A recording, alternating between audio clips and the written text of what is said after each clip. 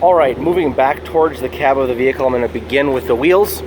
And I'm just going to be looking to see if there's any rust trails in between the bolts, which would indicate that the lug nuts are not fastened properly. I'm going to look for any welds on the rim itself, and I will also be looking in between each of the lug nuts to make sure that there aren't any cracks that would indicate over tightening or anything like that.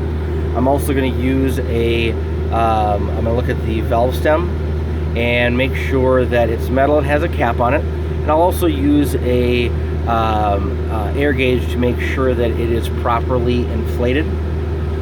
Continuing back, I'm just going to look at the exterior of the vehicle. I'm going to check for on the mirrors. I'm going to look to make sure that they're clean and no glass missing and no cracks in the glass.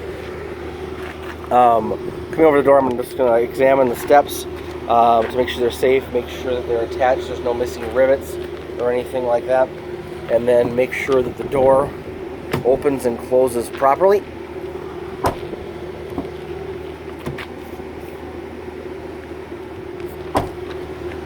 Also examine the gas tank on the driver's side.